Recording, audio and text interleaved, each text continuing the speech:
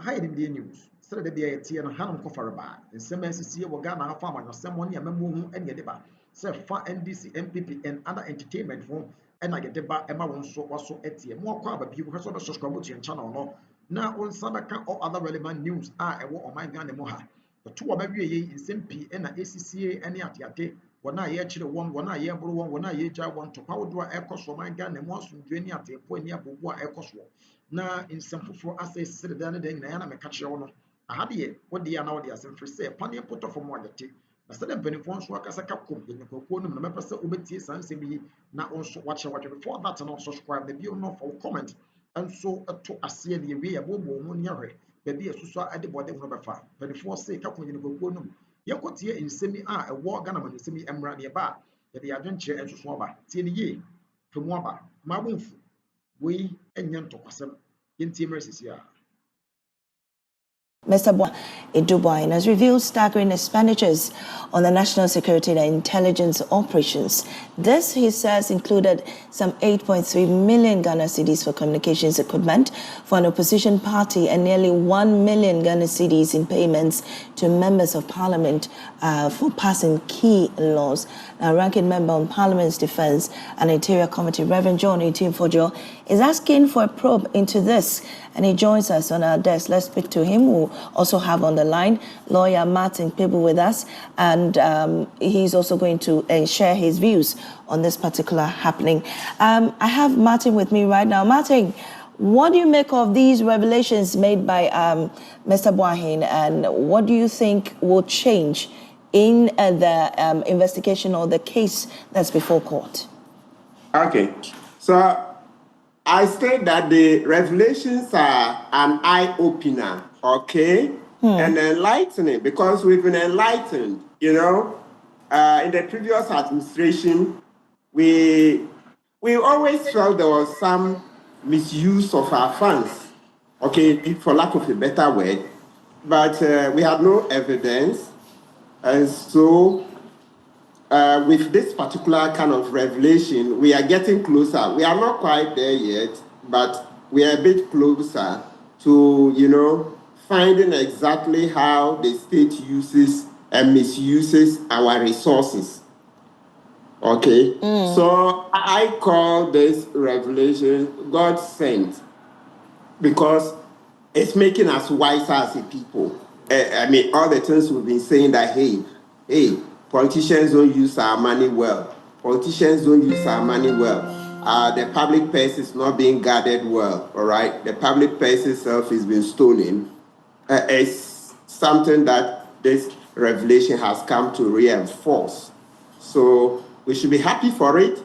I mean, comparatively, you remember in the US, when Bradley Manning, now Chelsea Manning, when they did the WikiLeaks, okay, and other countries all over the world, right? A lot of countries. You see the revelations of national security secrets, etc. It brought similar results where it opened the eyes of the American people to how government was misusing their money, etc. So this should be maybe our mini WikiLeaks. So we should be happy. But Martin, do you think this in any way is going to change the dynamics of the case in court? I mean, these revelations being made by the NSB, former NSB boss. It's early days yet, okay? Early days yet, because, you know, Dr. Ayine is making a different case in court. He says that he's sent the transfers from the NSB account to Boahen's private NSB account, and then from that place to Mayfair Properties. Let's be very clear. From the Boahen private account to the Mayfair Properties, etc. So the case Ayine is making, I see, is quite different from what Boahen is answering here. Nonetheless, as I said, as a nation, we should be very grateful to Boahen for their revelations, because now we can push harder. You know, we've always said that, look, let's not throw our destinies into the hands of politicians. No, they are not angels. politicians alone can't build this nation. They are classmates, our brothers, our sisters, our sons and daughters. So we always need to remember that and keep them in check, right? So I don't, for now, based on the case Dr. Ayine is building, I don't see Eduwaye's answering that, because to be very specific, to repeat, Ayine has been clear that, look, you see paper trail, money for the NSB goes into Boahen's private NSB account. I know Bright Simmons is raised even a question that Registrar General has to answer, or if it's like Registrar of Companies, how they could create that private company for Boahen and his wife. That looks very much like the official NSB account, right? So from that private NSB account, he says money goes to Mayfair Properties and all the other things that Dr. Ayine is mentioned. So it's incredible. I mean, I don't, and we all know Dr. Ayine. Ayine is quite a serious man. So for now, I would say that these revelations are not an answer to Ayene's probe or Ayene's case. Right. So, Martin, the man is making allegations that some over 8 million cedis went to the opposition at the time, now in government. The president has also declared, forcefully, that he's not going to countenance corruption in his government, or, where there's even going to be an oral committee who is, looking into some of these things, and later the AG himself prosecuting some of these cases if found, culpable. So in this case, do you think that the scope of investigation, as is being called by Revenue Ntimfodjo, should be expanded to these elements that he's raised at this point in time? Sure. Why not? You see, you're talking about, in theory, as I've mentioned, state secrets that we will get to probe and to learn how our money is being used in secret. It will be good for us. So if Ntimfodjo can push more, just making a call on a news bulletin like this doesn't appear as one that will be forceful enough to get the president to do that kind of probe. So Ntimfodjo should be thinking of ratcheting up the call. Yeah, he has to ratchet up the call. It doesn't appear that this is sufficient.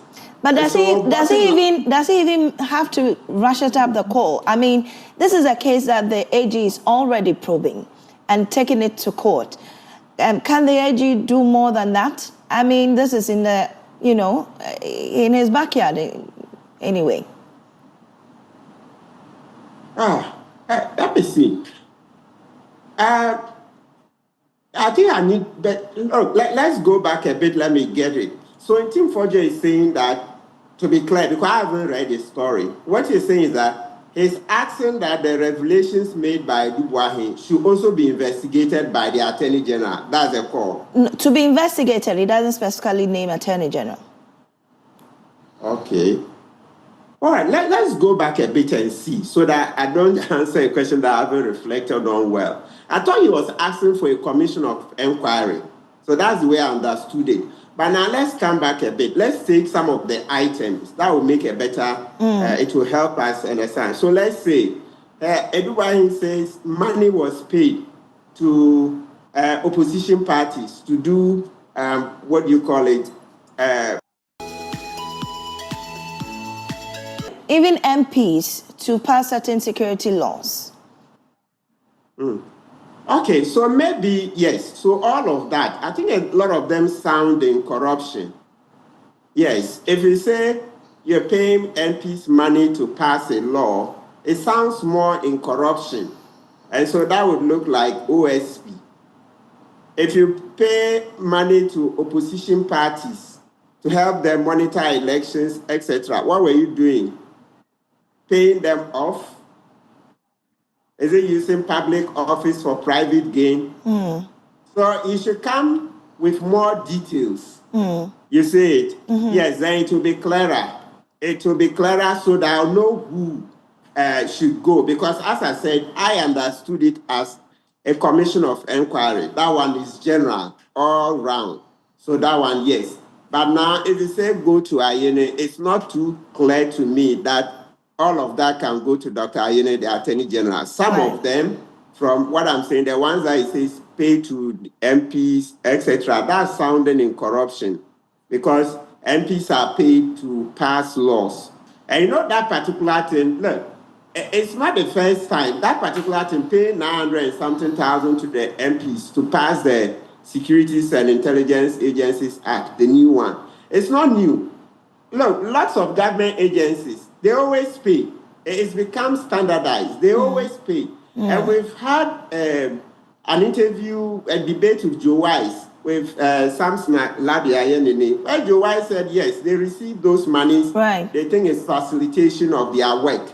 So you say, so that one deserves a probe so that we'll go into it. This is not, Boahen is not the first to reveal that MPs are paid money to pass laws. They've standardized it. Look, I can tell you that about 10 years ago, a friend of mine, a lawyer, when he went to the Committee of Parliament, this is what they said. They said, hey, yeah, man, we hope you've brought weight to put on your papers. Otherwise, the wind will blow your papers away.